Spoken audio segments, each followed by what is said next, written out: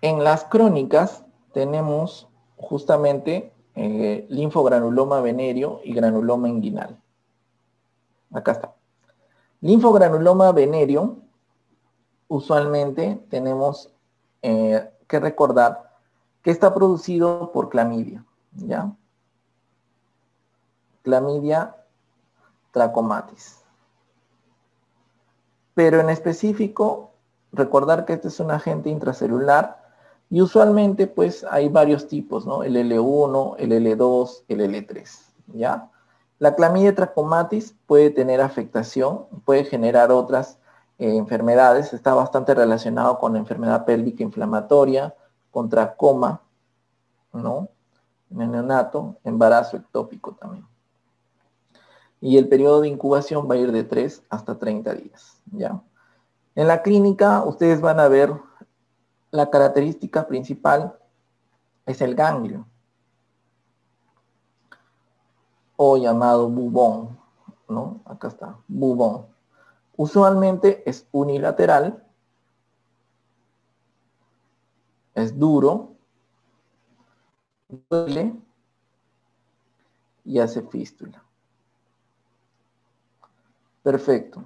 El diagnóstico de clamidia es bien difícil porque requeriría hacer muestra de PCR, porque a veces el problema es que para hacer un diagnóstico, como es un agente intracelular, es bien difícil hacer los cultivos.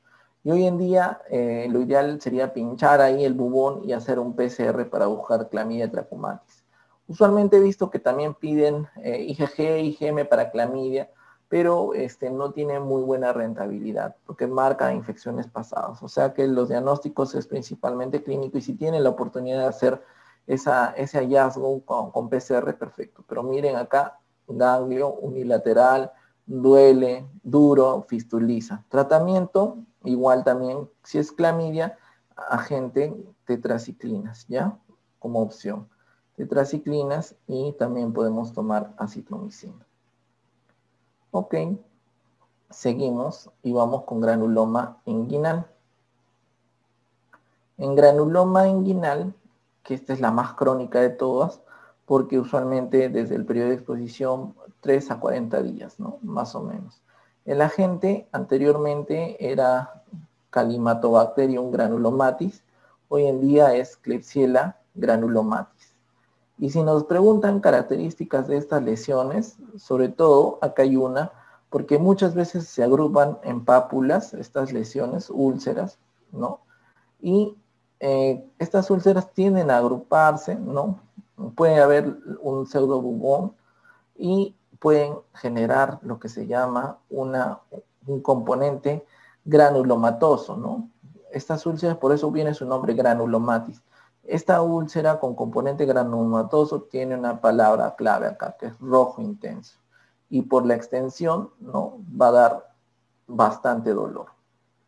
Entonces, ahora nosotros si quisiéramos hallar un diagnóstico, en este caso es a través de una biopsia y buscar los llamados cuerpos de Donovan. Por eso es que en Klebsiella granulomatis también va el nombre de, usualmente, donovanosis, ¿ya? Entonces en la biopsia vamos a ver eso. En tratamiento, otro agente intracelular, vamos a utilizar tetraciclinas. Y la citromicina, que es hasta 1 gramo, ¿no? Usualmente en el caso de granuloma donovanosis, 1 gramo semanal por 3 semanas. ¿Ya? Entonces, vamos viendo esas diferenciales para que puedan terminar de fijar sus conceptos. A ver, en clamidia, sí, cepas L1, L2, L3. A ver, ¿qué más me estás diciendo? Ya. Sí, también. Todo agente intracelular en realidad puede ser como doxiciclina, ¿ya? Para ver el tratamiento. Pero en granuloma inguinal usualmente es acitromicina, pero la doxiciclina va usualmente hasta 3 semanas, ¿ya? Ahí me estás poniendo, claro, 3 semanas, 21 días, exacto. Otras opciones sí, proeritro, bueno, no son tan buenas y rentables. El tratamiento del linfogranuloma, en este caso, sí puede durar. La citromicina también, ya. Usualmente puede ser una dosis, ya, en este caso. Acitromicina es 1 gramo, igual que la otra, ¿no? Semanal por 3 semanas. Acá vamos a poner 1 gramo semanal por 3 semanas. Como son crónicas, recuerden que el tratamiento va a ser un poco más largo. Tetraciclinas, acá doxy, es 100 miligramos cada 12 por 3 semanas. ¿Ya? Ok. Listo. ¿Está bien? Entonces, creo que con eso, bueno, no sé si me estoy pasando alguna pregunta, pero más o menos está ahí. Las cosas claves para que puedan resolver sus preguntas, porque van orientadas hacia una patología en específico. Entonces, cuando hablamos de úlcera genital, ¿ya? Entonces, nuevamente recordar sífilis, herpes y chancroides, sus diferenciales, ¿ya? Ahora también tienen lo que se llama síndrome de descarga uretral, y acá tenemos 2 componentes, ¿no? Uno que es gonorrea y otro que es clamidia. En gonorrea, acuérdense que gonococo principalmente, ¿cierto? Entonces el gonococo usualmente está dentro de los gram negativos. Palabras claves acá, si yo quisiera hacer el cultivo de gonococo, me pediría un medio específico, por ejemplo, y esto también vino alguna vez en pregunta de recientado, el medio de Thayer Martin, ¿no? Para hacer este cultivo en específico. El gonococo se puede complicar, te puede dar uretritis, te puede dar artritis. Hay veces donde va de frente la artritis sin tener este antecedente de disuria, ¿no? Que caracteriza a la descarga uretral. Entonces también puede haber meningitis, conjuntivitis, otras complicaciones asociadas a gonococo. Endocarditis, ¿no? Faringitis y también cervicitis. Perfecto. Entonces, ¿cómo vamos a nosotros a hacer el manejo sindrómico en una descarga uretral? Este paciente, ya hemos dicho clamidia, tendríamos que darle su doxy, ¿no? Completar sus semanas, en este caso, y gonorrea, pero la dosis en gonorrea, y acá lo vamos a apuntar porque esto sí también ha venido, vamos con Ceftriaxona a 250, ¿ya? A 250 miligramos intramuscular. Dosis única, para que no se confundan, ¿ya? Entonces, si me dicen a mí, obviamente llega la consulta, el paciente, y yo definitivamente pues voy a decir, si es una descarga, le doy Ceftriaxona y le damos Acitrom 1 gramo en este caso, ¿no? Porque no voy a tener manera de hacer los diagnósticos en una primera consulta. Entonces, es bien difícil hacerlos, por eso es que damos estos combos. Bubón inguinal, ya hemos mencionado, vamos con clamidia, y acá sí van el otro diferencial, que es justamente el síndrome de flujo vaginal. En flujo vaginal, recordar algunos tips: vaginosis bacteriana, producido principalmente por Gardnerella, ¿no? Hay una disbiosis, produce eso, y principalmente acá las características son leucorrea, pero la vaginosis te da esto, grisáceo, ¿ya? Grisáceo. Aparte, nos podemos guiar del pH, que es más de 4.5. Si es pH más de 4.5, es alcalino, y esto puede darnos a su vez confirmación con el test de aminas, ¿no? Entonces, si tenemos pH alcalino, test de aminas y la presencia de las clue cells o las células clave, que son más de 20%, por acá ya tenemos algunos de los criterios de Amsel, ¿no? Por ejemplo. ¿Cuál es el tratamiento en vaginosis bacteriana de elección? Lo que van a preguntar simplemente es tratamiento esmetronidazol. ¿Ya? En candidiasis, ahora, usualmente, hay que recordar otras características. Preguntarle a los pacientes por qué tienen candidiasis vaginal. Porque pueden tener factores de riesgo. ¿Cuáles son los factores de riesgo? Hipoestrogenismo, diabéticos, obesas, ¿no? O los pacientes que están consumiendo antibióticos o anticonceptivos. Entonces, acá la característica, digamos, las pepas acá es leucorrea blanco, a veces con grumos, ¿no? Pero también viene prurito, disuria. Entonces estas son las características que tenemos que recordar. Y aparte el pH que está entre 4 y 4.5. El tratamiento de elección en candidiasis, ¿no?, vaginal va a ser fluconazol, ¿ya? Muy bien. Y en tricomonas, recuerden ustedes, vamos a ver, en tricomonas tenemos las opciones de dar, ¿no?, las características, en este caso leucorrea, es abundante, pero las palabras mágicas acá son dos. Uno, la palabra mágica sería espuma, y dos, mal olor, olor a pescado, como dicen, ¿no? Nuevamente el pH está alcalino, 4,5, y también a veces hay disuria. Tratamiento de elección para tricomonas, igual metronidazol. Entonces, usualmente nosotros manejamos el síndrome de flujo vaginal como tal, sin pedir muchos diagnósticos microbiológicos en la primera línea de atención. Entonces tienen que tener mucho cuidado porque pueden generar ese tipo de problemas, ¿ya? Por si acaso, bueno, ayer también en la clase me hicieron consultas acerca de los casos refractarios, pero para tricomonas usualmente vamos con metronidazol, hasta 500 miligramos, 3 veces al día por 7 días, ¿no? Usualmente con esto ya estamos zanjando 3 veces al día, 500 miligramos, que es la dosis, ¿no? Y de todas maneras hay que ver y tratar a las parejas, ¿no? En este caso, si tiene síndrome de flujo vaginal, el varón también, si es que está expuesto en los últimos 2 meses, 2 gramos dosis única en este caso, ¿ya? 2 gramos dosis única. A ver, vamos a ver con las preguntas. A ver. Ya. Si es manejo sindrómico de descargo uretral, ¿no?, al varón en este caso, no tienes manera de cómo hacerle un PCR para gonococo ni para clamidia. Lo mínimo que le tienes que hacer es acitro 1 gramo, dosis única, y su ceftriaxona 250 miligramos, dosis intramuscular. Si vas a cambiar, en vez de macrólido, darle doxiciclina, la doxi te mandas y completa sus 10 días por lo menos. Pero por lo general no lo hacen. Entonces por eso es que generamos resistencia, por eso es que se les trata de dar dosis única por lo menos.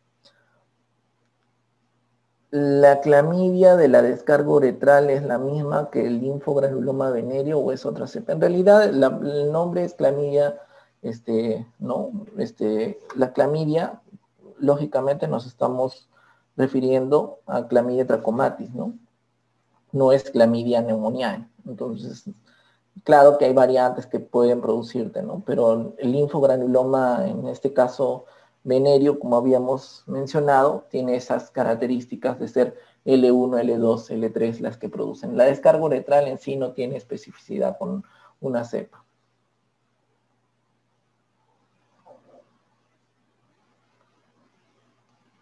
Todos son en metronidazol, ¿ya? Usualmente lo que hacemos en vaginosis bacteriana es hacer el tratamiento con 500 miligramos, ¿ya? Por 7 días, 2 veces al día por lo menos. Pero ayer una consulta me hicieron acerca de los casos refractarios, sobre todo en candidiasis vaginal. En candidiasis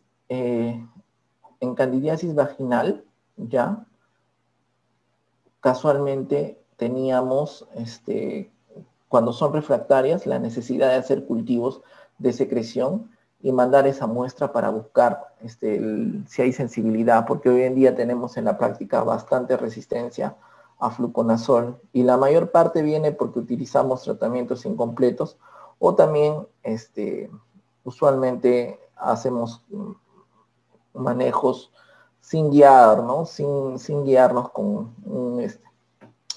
un cultivo. A ver, habíamos puesto, sí, acá lo puse, el pH va desde 4 hasta 4.5 en candidiasis vaginal, ¿no? Eso sí estamos de acuerdo.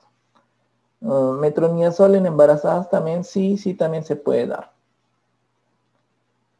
En descarga uretral, sí, 250 miligramos de Ceftriax, dosis única para cubrir neumococo. Para flujo, como sindrómico, utilizas los dos, metro y flujo. No, usualmente como dije, manejo sindrómico es sin hacer confirmación clínica, ¿no? O sea, por lo menos te puedes aproximar por las características, pero lo mejor es dar el tratamiento simultáneo, ¿no? A ver, después de la primera dosis de penicilina G, luego de una prueba rápida positiva durante una consejería, ¿en cuánto tiempo sería el control y si sería tratado como sífilis latente tardía, es decir, 3 dosis? Ya, si es un paciente que es no VIH y no es gestante, definitivamente después de la dosis de la penicilina les dije que podían esperar hasta 6 meses y tenía que haber una caída en los títulos de más del 50% para decir que está bien tratado. Si no, si sigue habiendo títulos altos, vuelves a retomar el tratamiento con una sola dosis. En el caso de darle 3 dosis, se puede hacer sobre todo para sífilis latente tardía. No va de frente a esas 3 dosis. Simplemente agregas una nueva dosis. ¿Ya? En resistencia a fluconazol podemos utilizar varios medicamentos. Hay desde la nistatina en óvulos. La nistatina es un derivado, es un polieno que puede utilizarse ya en óvulos.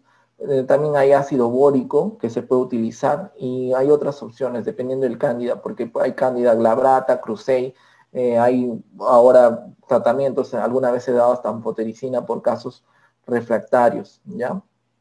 Entonces, en Neisseria gonorreae, por ahí alguno de sus compañeros está preguntando si se le puede dar para complicados, ¿no? Dosis más altas. Sí, se le puede poner, en este caso, en fallas en el tratamiento, incluso se le puede dar gentamicina o acitromicina, y las dosis van hasta 1 gramo ya en ese caso. Ok, listo. Entonces, continuamos con las preguntas, con la resolución. Y en síndrome de dolor abdominal bajo tenemos gonorrea y clamidia como los agentes que están produciendo la enfermedad. Entonces, en clamidia usualmente tenemos una lesión en específico porque muchas veces el paciente tiene pues dolor, va a la consulta, hace cervicitis crónica, descarga, ¿no? Y en este caso, si viene el dolor abdominal y que se va a hipocondrio derecho, tenemos esta presentación del síndrome de Fitzhugh-Curtis, ¿no? Que es una perihepatitis por clamidia. Esta perihepatitis por clamidia puede complicarse, pero no eleva transaminasas clásicamente, ¿ya? No eleva transaminasas. Perfecto. Igual el tratamiento debe ir dirigido frente a estos dos gérmenes. Úlcera genital. La úlcera genital no siempre es infecciosa. Hay algunas otras causas como BC, Crohn, traumas también, pero hemos visto casos en tuberculosis, VIH, leishmania y amebas también que te pueden dar úlcera genital. Acá están los síndromes llamados piuria, disuria, como clamidia trachomatis, Neisseria gonorreae, ¿no? También te puede dar staph saprofíticus, que es común, por ejemplo, aislarlo en mujeres adolescentes, tricomona vaginalis también dan este síndrome piuria, disuria, por si alguna vez les preguntan. Ya hablamos del Fitzhugh-Curtis, ¿no? Perihepatitis por clamidia, y gonococo diseminado te puede dar dermatitis, artritis, hepatitis, sin cervicitis, ni uretritis usualmente, ¿no? Acá la parte terminal del complemento, el complejo de ataque a membrana, desde el C6, C7, C8, C9, me parece que es donde justamente cuando hay un déficit nos va a predisponer a esta enfermedad diseminada por gonococo, ¿ya? Y es mortal. Ojo, si un paciente pues viene a su consulta, están en su serum alguna vez y van a manejar un contacto de una violación, acá el esquema en dosis para Perú, lo sugerido es Ceftriax 250 dosis única junto con acitro 1 gramo vía oral, y si no hay acitro, manejamos con doxiciclina por 7 días, cualquiera de los dos, y metronidazol 2 gramos dosis única. Entonces están viendo que el manejo es como un sindrómico acá, Ceftriax, doximetro. Se le hace su prueba de RPR, se le hace su prueba de VIH y aparte también si desean hacen la prueba de hepatitis B, ¿no? Para ver si hay adicionalmente una profilaxis post-exposición. Perfecto, entonces son las dosis que van a recordar. Muy bien, vamos a pasar al tema y al capítulo de osteoporosis articular. Entonces, acá, en úlcera genital cubrimos a sífilis, herpes simple, chancroide, penicilina, asma, ya. Sí, mira, en realidad, hoy en día, el diagnóstico en primer nivel de atención es difícil, ¿no? Pero si está en tu consulta, de todas maneras deberías ir cubriendo. Sífilis es un tratamiento, es una prueba que no va a demorar mucho, y de todas maneras, por las características clínicas sin dolor, no deberías cubrirlo como herpes y chancroide. Si es una úlcera que no duele, definitivamente vas y le pides su RPR, espera el paciente y lo tratas con penicilina si es que no tiene alteración ni sensibilidad.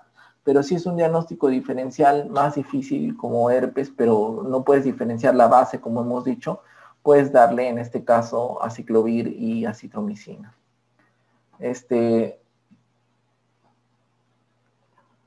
Una dosis, la citromicina, 1 gramo nada más, dosis única, ¿ya?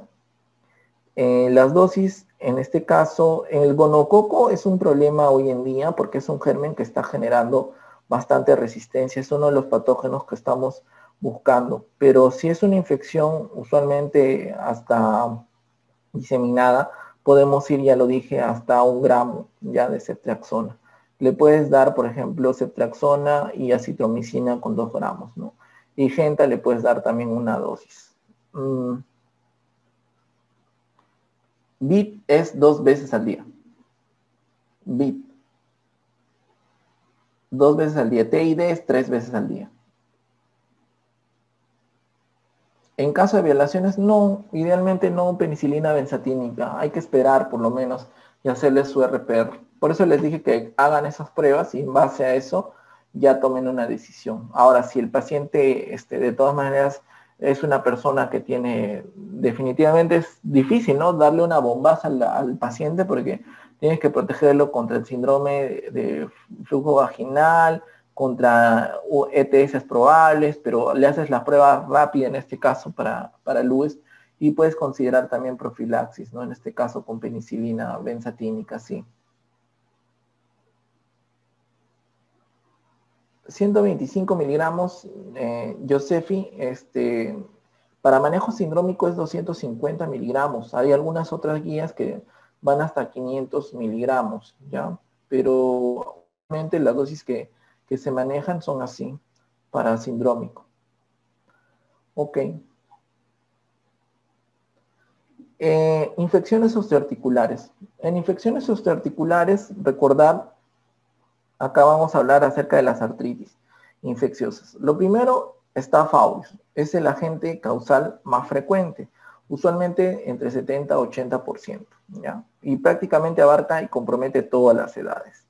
Muchos de estos bichitos van a estar colonizando toda la sinovia. Entonces, lo que vamos a ver es que pueden viajar a articulación, estos bichos, por vía hematógena. También pueden ir a través de punciones, ¿no? Uno se emociona, quiere poner su corticoide, su inyección, ¿no? Puedes hacer a causa de diagnóstico o terapéutica, ¿no? En la artrocentesis a veces, si no has hecho una buena asepsia, metes el bicho hacia la parte profunda. Lo más importante acá, recuerden las características del tejido, del líquido inflamatorio. Hacemos una artrocentesis y si vemos un líquido turbio con viscosidad disminuida, la celularidad aumentada más de 50.000 y a predominio de polimorfonucleares, consumo de glucosa, aumento de proteínas y lactato, que es un marcador también que nos ayuda, eso podría orientarnos para una artritis séptica. ¿Cuál es la articulación más afectada? Definitivamente rodilla. Usualmente en monoarticular más tenemos el compromiso de rodilla. Antes de eso, en el recién nacido, si nos preguntan cuál es la articulación más comprometida, recién nacido o lactante, no vamos a marcar rodilla, pues vamos a marcar cadera. ¿Ya? Y poliarticulares podemos tener compromiso tanto agudo, que son las virales. Acá podemos tener hepatitis, enterovirus, muchas causas. Y en la crónica tenemos otro virus, ¿ya? Usualmente hablamos de parvovirus. Parvovirus B19 te da esta característica, ¿ya? Para tener esta forma de presentación crónica. Muy bien. Ahora, ¿cómo hacemos la diferencia, por ejemplo, de un estáfilo? El estáfilo, por lo general, es de agarrar un solo componente, ¿ya? El estáfilo vamos a ir a agarrar y un solo componente, monoarticular. Gonococo, que es el otro diferencial, puede ser mono u oligoarticular. Puede ser migratoria y hay que buscar el rango de edad porque va entre 15 y 40 años usualmente. Y a veces se acompaña de tenosinovitis. Muy bien. Entonces, exploren, pues miren ustedes las características en este caso, ¿no? Miren, busquen si el paciente tiene fiebre, si el paciente tiene dolor, eritema y tumefacción. Son características. Si se exploran acá rodilla, podríamos buscar oleada, por ejemplo, ¿no? Entonces, eso son algunas de las pistas que les van a orientar. Muy bien. El diagnóstico ya hemos dicho que es la artrocentesis y ahora deberíamos ir y buscar opciones de tratamiento. Si es un factor de riesgo para ETS, vamos a ir a gonococo, ¿no? ¿Qué hacemos si es un gonococo, por ejemplo, no? Habíamos dicho que es un gran negativo, un diplococo gran negativo en este caso. ¿Qué opción le podríamos ir dando? Septria y acitro. Si es sin factor de riesgo, perfecto. ¿Qué hacemos si en el gram de la artrocentesis me sale cocos gram positivos en racimos? Ahora las preguntas ya no les dicen el germen, sino dicen la característica microbiológica. Si es un coco gram positivo en racimos, se está refiriendo a estáfilo. Y si es un estáfilo, podríamos ir de todas maneras con vancomicina. Si es una forma crónica monoarticular, ojo, porque acá sí tenemos diferenciales. Uno de ellos es tuberculosis. Y si es tuberculosis hay que hacer hasta biopsia de sinovio, ¿no? Buscar otras articulaciones comprometidas. En monoarticular, rodilla, tuberculosis principalmente. Perfecto. Ahora, ¿qué es lo que pasa en un paciente, por ejemplo, con artritis reumatoide? Agente etiológico, Staph aureus. Usuario de drogas, Staph aureus. Ojo, también recordar para endocarditis. Diabético, también predisposición, Staph aureus. Inmunocomprometido, Staph aureus. Neonatos y menos de 4 años, Streptococcus agalactiae, ¿no? Tiene más predisposición. Y las mujeres con menstruación o adultos jóvenes en edad de riesgo, gonococo también. Si es en mordedura de perro, tenemos Eikenella corrodens, y mordedura de ratas, Streptobacillus moniliformes, e ingesta de lácteos, Bruselas, sobre todo con el antecedente, ¿no? Entonces, para que recuerden esas pepas de los agentes microbiológicos que alguna vez pueden haber preguntado en alguno de los exámenes. Muy bien, entonces eso es con respecto a artritis. Y con respecto a osteomielitis, tienen que recordar que las osteomielitis, usualmente la definición de aguda es cuando el paciente pues tiene un tiempo de enfermedad de menos de 2 semanas. No hay hueso necrótico todavía, ¿ya? Ausencia de hueso necrótico. No hay secuestro. ¿Qué más? ¿Cuál es la clínica del paciente que viene con esta osteomielitis aguda? Viene con fiebre, viene con escalofríos, viene con dolor localizado y viene con eritema. Perfecto. Pero hay otra característica que es importante, que es la limitación funcional. Entonces, busquen siempre limitación funcional, ¿ok? Ahora, ¿cómo se afectan estas lesiones en el hueso? Tenemos formas de afectación. Una de ellas es justamente por contigüidad. Se afectan por contigüidad. Tenemos la otra que es por siembra hematógena. Contigüidad, siembra hematógena. Contigüidad, por ejemplo, sería cuando un paciente tiene una úlcera sacra o un pie diabético, penetra a partes profundas y tienes ese compromiso de hueso, osteomielitis. Y también hay por inoculación directa, ¿no? En adultos es muy frecuente la inoculación directa, sobre todo por traumatismo, ¿no? Y acá ya cuando hay traumatismo, pues se meten otros agentes, ¿no? Estas lesiones van a tender a tener un compromiso que no va a consolidar y mala cicatrización. Acá es donde vemos, por ejemplo, en una fractura que está abierta, contaminada, ¿qué microorganismos podríamos encontrar? Podríamos encontrar estafilococo coagulasa negativo, bacilos gram negativos principalmente. Falta o mala cicatrización requiere lavado y debridamiento. Acá la mnemotecnia es reladre, ¿no? Cuando viene a veces con tornillo, prótesis, retirar, lavar, drenar, ¿ya? Perfecto. Ahora, en cuanto a afectación, vamos viendo quiénes más tienen componente de daño en la vértebra, los adultos principalmente, ¿no? Y en la vértebra usualmente hay un orden, sí, para afectar, a veces tienden a comprometer más el componente lumbar, entonces a veces va más lumbar, abajo está, luego torácico y luego cervical. Huesos largos se van a afectar más en los niños y las articulaciones axiales como la esternoclavicular, ¿no? Por ejemplo, o la sacroiliaca van a precozmente comprometerse en los usuarios de drogas. Listo. Acá está, consumidores de drogas. Entonces, en estos pacientes, pues, ¿cómo hacemos este diagnóstico? En el diagnóstico tienen opciones. La radiografía puede estar presente algún cambio en los días 10 a 14 todavía, ¿ya? Entonces, ¿qué vamos a ver? Que se eleva el periósteo, por ejemplo. ¿Qué más? Que puede haber osteopenia. Ya, tengan cuidado con eso.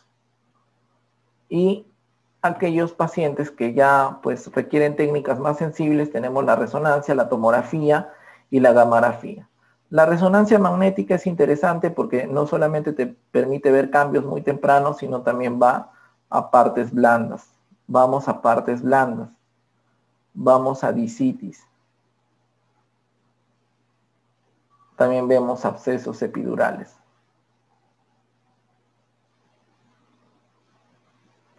La tomografía es importante para buscar prótesis.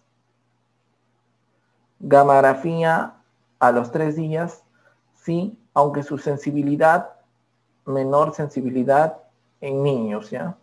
A veces no se utilizan estos procedimientos en niños. Entonces, si nos preguntan acá un método de alto rendimiento, agudo, precoz, para ver cambios en partes blandas, podría ser resonancia magnética, ¿no? Si es un grupo etario que no son niños, gamografía también, y si queremos ver prótesis en la tomografía. ¿Qué más podemos documentar en un paciente con osteomielitis? Definitivamente hay que buscar marcadores, ¿no? Se podría pedir velocidad de segmentación, PCR, que sirven también para el monitoreo en estos casos, ¿no? No son específicos, pero importante que si uno va a hacer estos retiros, cultivar, ¿no? Mande a cultivar el hueso. Por ejemplo, es importante porque hay agentes que sin el cultivo de hueso, pues definitivamente nos darían un problema en el tratamiento. Por eso es lo más importante. Ok.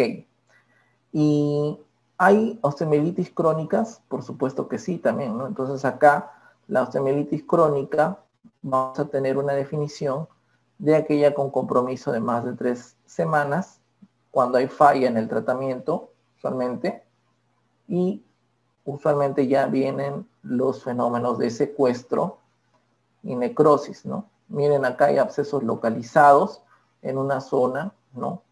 Ya prácticamente se ve una lesión radiolúcida en esta zona. Entonces pueden tener complicaciones, como hemos dicho. Perfecto. Cuando hay compromiso vertebral y espondilodicitis, la mayoría de ellas son hematógenas, ¿no? En compromiso vertebral, de todas maneras, busquemos siempre Staphylo aureus también, uno de los agentes, ¿no? Acá, todo lo que es columna, resonancia magnética, si es Staph aureus hay que pedir siempre ecocardiografía. Y este es el orden que habíamos mencionado de afectación. Las hematógenas agudas, tal vez más frecuentes en niños, ¿ya? buscar que catéteres venosos también a veces, o en los pacientes que dializan, y el agente principalmente también involucrado es Staph aureus. Perfecto, la mayoría de niños prepúberes y catéteres. Perfecto, el tratamiento de desviación quirúrgica y cuánto tiempo dura la antibiótico terapia para osteomielitis, esa es recontra preguntada. De 4 a 6 semanas, ¿no? La mayoría he visto en 6 semanas las respuestas. Y ahora busquemos, ¿no? Si vamos a tratar una osteomielitis, siempre hay que cubrir estafilococo. Entonces, ustedes tienen que buscar agentes que tengan buena penetración en hueso, ¿no? Sobre todo de los antibióticos. Entonces, ¿qué agentes tienen buena penetración en hueso? Fluorquinolonas, puede llegar trimetoprim sulfametoxazol, puede llegar rifampicina, puede llegar vancomicina, puede llegar linezolid, puede llegar doxiciclina, puede llegar fosfomicina, pero lo que no va a llegar son los beta-lactámicos orales. O sea, nunca si quieren tratar una osteomielitis van a estar dando pues cefuroxima, cefdinir, ¿no? Van a estar dando ese tipo de medicamentos, amoxiclavulánico y todo, porque no tiene sentido estar dando por la penetración en hueso que tiene cada uno de ellos. Entonces, agentes etiológicos de osteomielitis en drogas de usuarios endovenosas. Esta es la pregunta tal vez más recordada y repetida en los exámenes. De todas maneras, marcamos Staph aureus. La espondilodicitis por tuberculosis. Recordemos que en tuberculosis siempre las lesiones en las vértebras pueden comprometer, en TB, una o más cuerpos vertebrales, pero no solamente afecta a los cuerpos vertebrales. La tuberculosis ósea, ¿no? Que va muchas veces compromete el cuerpo, ¿no? Lo va destruyendo, lo va carcomiendo, todo el cuerpo se compromete acá en una, en dos, se puede hacer deformidad, se estrecha el espacio interarticular, ¿no? En este caso hay una deformidad y también hay compromiso del disco, ¿no? Entonces tuberculosis agarra, compromete disco y muchas veces alrededor del tejido inflamatorio se empiezan a hacer colecciones. Entonces pueden haber, en este caso, lo que son los abscesos de psoas, ¿no? Entonces todo en estas enfermedades como mal de Pot podemos ver compromisos de múltiples segmentos, discos, absceso de psoas. En Brucela usualmente no hay este compromiso clásico de disco, no destruye todo el cuerpo vertebral y son un segmento vertebral por lo general en formas crónicas, ¿ya? Y la piogénica sí también te da sobre todo secundarios a bacteremias, ya por estáfilo, principalmente es el escenario. A veces también se complica con abscesos. El absceso de Brody o crónico localizado ya es una forma en específico de compromiso crónico, habíamos mencionado, usualmente más de 3 semanas, falla en el tratamiento antibiótico, ¿no? Y la presencia de necrosis, como están viendo en la imagen. PEPAS, para que recuerden, los agentes causales nuevamente, porque a eso van las preguntas. En hemodiálisis está Staph aureus, probablemente asociado a su catéter. En la enfermedad drepanocítica, ¿no? Sobre todo huesos largos y en niños, salmonela a la cabeza. Esta ha sido pregunta. Como segunda opción, marcaré en Staph aureus, pero a la cabeza, salmonela. En neonatos, Staph aureus, pero también pueden encontrar bacilos gram negativos entéricos y estreptococos del grupo B. Ok, entonces, ahora sí, vamos yendo. En el caso de la espondilodicitis, en Perú, tuberculosis, definitivamente. En Perú es tuberculosis. La resonancia magnética, claro que si es un examen precoz, se puede solicitar y es más sensible. Sí, definitivamente. No vas a pedir una radiografía, como dije, en el día 1 o 2 de enfermedad. No. ¿En agudas hay o no hay? No, en agudas no. En las agudas hay limitación funcional, fiebre, dolor, eritema en la lesión, pero todavía no se ve ese hueso necrótico, ni tampoco hay secuestro. ¿Ya, Diego? Secuestro es justamente un espacio que está separado, en este caso, ¿no? De todo el tejido óseo, ¿ya? Se separa una porción, como está acá, Y esto es lo que se marca como el hueso que va a empezar a hacerse necrosis. ¿Ya? Perfecto. Sí, claro que sí, el absceso de Brody tiende y recidivan bastante, fistulizan, es ovoide, hacen esclerosis, está tal cual lo has dicho. Perfecto. Entonces seguimos.